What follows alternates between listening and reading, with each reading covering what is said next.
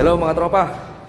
So kung nagpaplano pa kayong mag-apply ng T-Boy dito sa Saudi Arabia, so ito share ko lang sa inyo kung magkano ang sahod ng T-Boy dito sa Saudi Arabia. Kasi ako ang trabaho ko ngayon T-Boy eh.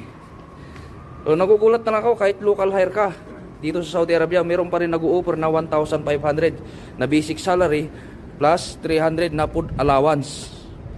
Pero kung titignan mo talaga, napakalit na ng rate na yun dito sa Saudi Arabia.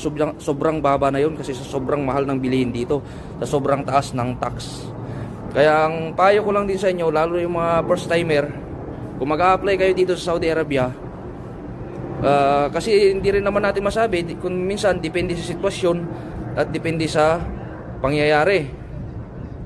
So yung sinasabi ko sa inyo na 1,500 basic salary plus 300 SR na food allowance, hindi ko naman sinasabing i-accept nyo at hindi ko naman sinasabing huwag nyong i-accept.